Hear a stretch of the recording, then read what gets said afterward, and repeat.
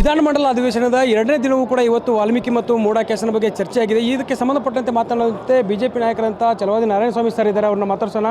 Sir, ಇವತ್ತು ಎರಡನೇ ದಿನ, ಇವತ್ತು ಕೂಡ ಸದನ ಚರ್ಚೆ ಆಗ್ತಾ ಇದೆ. ಯಾವ ಮಟ್ಟಕ್ಕೆ ಚರ್ಚೆ ಆಗ್ತಿದೆ, ನೀವು ಯಾವ ರೀತಿ ನಿಲುವನ್ನು ವ್ಯಕ್ತಪಡಿಸಿದೆ?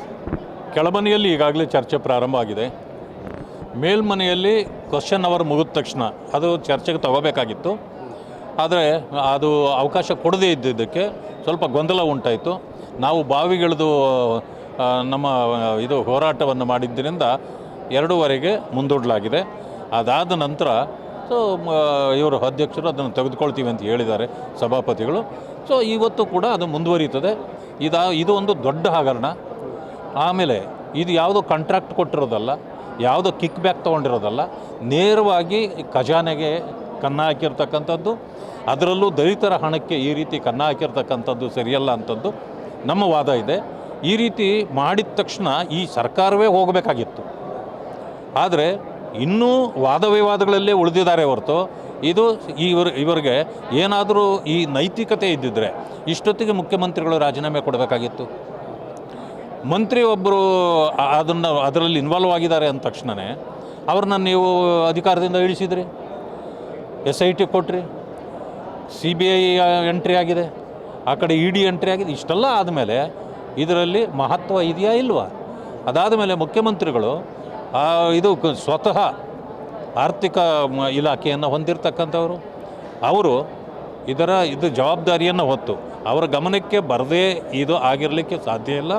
ಆದ್ದರಿಂದ ಅವರು ಇದರ ಜವಾಬ್ದಾರಿಯನ್ನು ಹೊತ್ತು ಅವರು ಈಗಾಗಲೇ ರಾಜೀನಾಮೆ ಕೊಡಬೇಕಾಗಿತ್ತು, ಕೊಟ್ಟಿಲ್ಲ. ಇದಕ್ಕೆ ದೊಡ್ಡ ಹೋರಾಟವನ್ನು ಭಾರತೀಯ ಜನತಾ ಪಕ್ಷ ಮಾಡ್ತದೆ. ಸರ್, ನಿನ್ನೆ ಕೂಡ ನೀವು ರಾಜೀನಾಮೆಗೆ ಒತ್ತಾಯವನ್ನು ಮಾಡಿದಿರಿ. ಆದರೆ ನಾವು ಯಾವುದಕ್ಕೂ ಹೆದರುವುದಿಲ್ಲ, ಎಲ್ಲ ಸಾಕ್ಷಿಗಳಿದ್ದಾವೆ, ಹಿಂದಿನ ಹಳೆಯ ಪ್ರಕರಣ ಮತ್ತೆ ನಾವು ತೆಗಿತೀವಿ ಅನ್ನೋಂಥ ಸಮರ್ಥನೆ ಹೇಳ್ತಾರೆ. ಎಷ್ಟು ಮಟ್ಟಿಗೆ ಸರಿ ಅಂತ ನೋಡಿ, ಬಂಡತನಕ್ಕೆ ಔಷಧಿ ಇಲ್ಲ.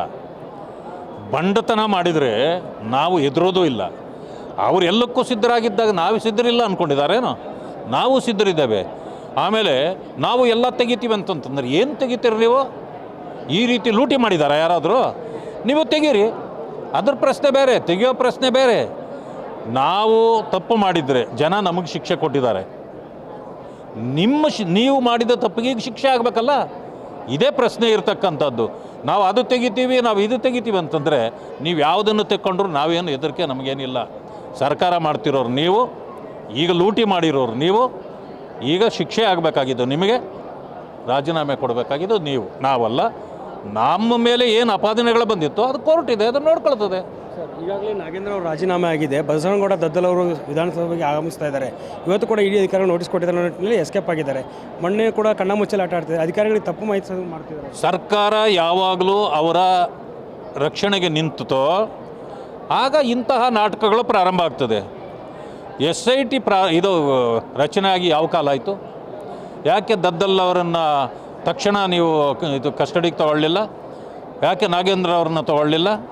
1 ತಿಂಗಳ ಕಾಲ CBI ಎಂಟ್ರಿ ಆಗೋವರೆಗೆ, ED ಎಂಟ್ರಿ ಆಗೋವರೆಗೆ ನೀವು ಯಾಕೆ ಕಾದ್ರಿ? ಅಂದರೆ ಸರ್ಕಾರ ನಾವು ಸಿಕ್ಕಾಕ್ಕೊಂಡಿದ್ದೇವೆ, ಈಗ ನಮ್ಮದು ಎಲ್ಲ ಹೊರಗಡೆ ಬರ್ತದೆ ಅನ್ನೋ ಕಾರಣಕ್ಕೆ ಇವತ್ತು ಅವರನ್ನು ರಕ್ಷಣೆ ಮಾಡ್ತಕ್ಕಂಥ ಕೆಲಸವನ್ನು ಮಾಡ್ತಾಯಿದ್ದಾರೆ. ನಾವು ಆ ರಕ್ಷಣೆ, ನೀವು ಏನು ಬೇಕಾದ್ರೂ ಮಾಡಿ, ನಿಮ್ಮ ಈ ಮೊಂಡುತನಕ್ಕೆ ಬುದ್ಧಿ ಕಲಿಸ್ತಕ್ಕಂಥ ಕೆಲಸವನ್ನು ನಾವು ಮಾಡ್ತೇವೆ. ಮೇಲ್ಮನೆಯಲ್ಲಿ ಯಾವ ರೀತಿ ಹೋರಾಟ ಇರುತ್ತೆ ಸರ್? ಈಗ ಇದೇ ಹೋರಾಟ ಮುಂದುವರಿಯುತ್ತದೆ. ಧನ್ಯವಾದ.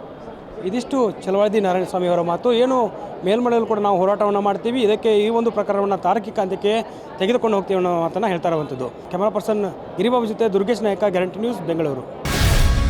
ಗ್ಯಾರಂಟಿ ನ್ಯೂಸ್, ಸುದ್ದಿ ಖಚಿತ, ನ್ಯಾಯ ನಿಶ್ಚಿತ.